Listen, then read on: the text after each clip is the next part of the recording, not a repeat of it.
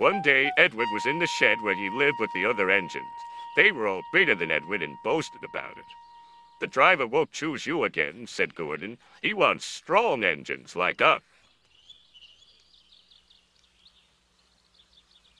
But the driver and fireman felt sorry for Edward. "Would you like to come out today?" "Oh, yes, please," said Edward. So they lit his fire, made lots of steam, and Edward puffed away.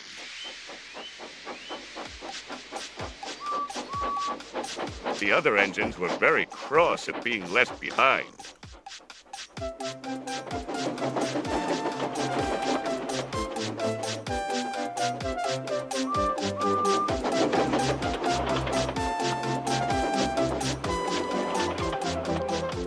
Edward worked hard all day.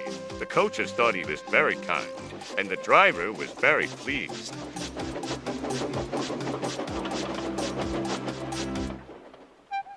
"I'm going out again tomorrow," Edward told the other engines that night. "What do you think of that?" But he didn't hear what they thought, for he was so tired and happy that he fell asleep at once. Next morning, Edward woke up to find nothing had changed. Gordon was still boasting. "You watch me, little Edward, as I rush through with the express. That would be a splendid sight for you." "Goodbye, little Edward. Look out for me this afternoon."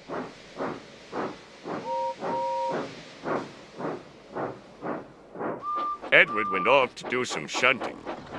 He liked shunting. It was fun playing with freight cars. He would come up quietly and give them a push. Then he would stop, and the silly freight cars would go bump into each other. "Oh!" they cried. "Whatever is happening?"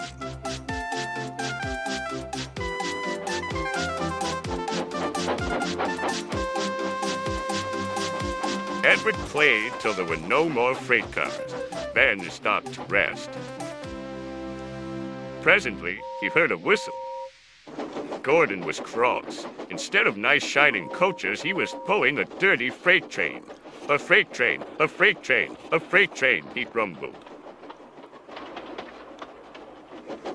"The shame of it, the shame of it, oh, the shame of it." Edward laughed and went to find some more freight cars. Then there was trouble. "Gordon can't get up the hill," the porter called to Edward's driver. "Will you take Edward and push him, please?" They found Gordon halfway up and very cross. His driver and fireman were talking to him severely. "You're not trying."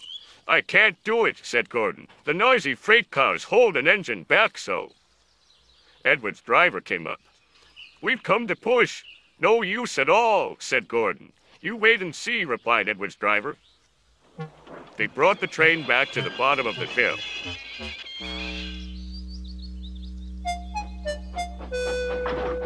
"I'm ready," said Edward. "No good," grumbled Gordon. They pulled and pushed as hard as they could.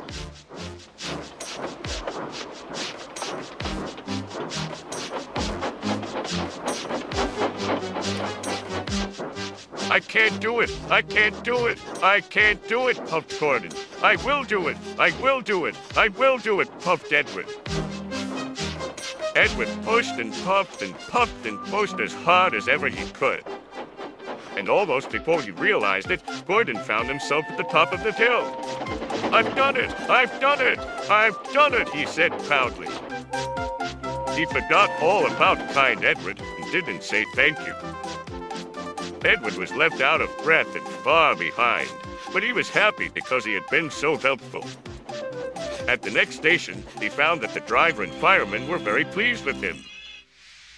The fireman gave him a nice long drink, and the driver said, "I'll get out my paint tomorrow and give you a beautiful coat of blue with red stripes. Then you'll be the smartest engine in the shed."